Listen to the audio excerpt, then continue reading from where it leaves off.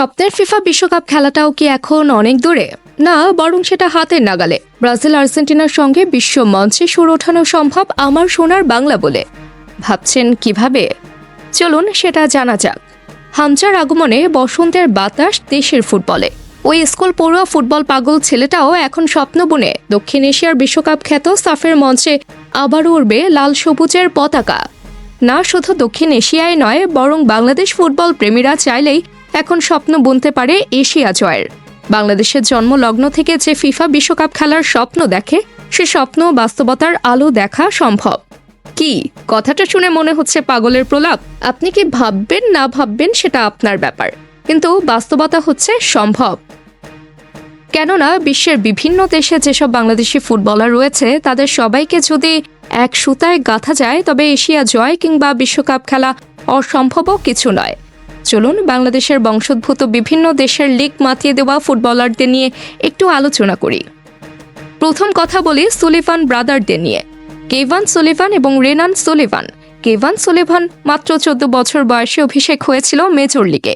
বর্তমান যে লিগটিতে খেলেন স্বয়ং জাদুকর লিওনেল মেসি। শুধু তাই নয়, ফিলাডেলফিয়ার হয়ে মেসির ইন্টার বিপক্ষে ম্যাচ খেলেছেন এই উইঙ্গার।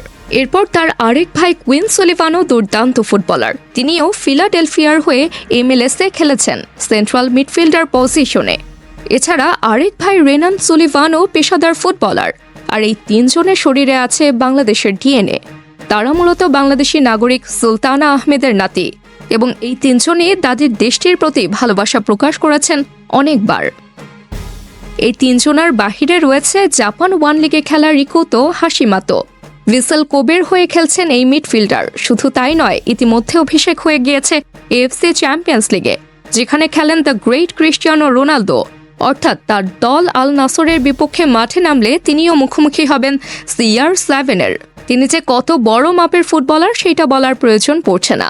আর এই ফুটবলারের সঙ্গে বাংলাদেশের সম্পর্কটা সরাসরি শেকড়ের, কেননা হাশিমাতোর বাবা একজন বাংলাদেশি।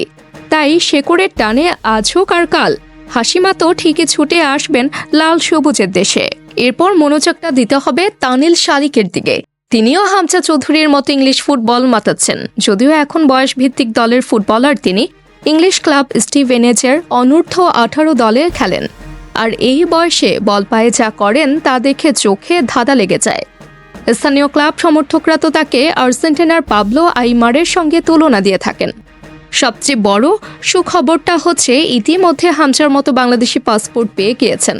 অর্থাৎ আগামী দিনে দেশের ফুটবলের বিগ থিং হবেন এই তারকা। আছেন আরহামের মতো অস্ট্রেলিয়ায় বাস করা প্রবাসী ফুটবলারও। সব মিলিয়ে ভিন দেশে লিগ মাতানো এসব ফুটবলারদের যদি হামজার মতো করে নিয়ে আসা যায়, তবে নিঃসন্দেহে বলা যায় বাংলাদেশ হবে এশিয়ার ফুটবলের নতুন পরাশক্তি। স্বপ্ন আঁকা সম্ভব ফিফা বিশ্বকাপ খেলারও। তাবাসসুম হক, আনিকা, টিম স্পোর্টস।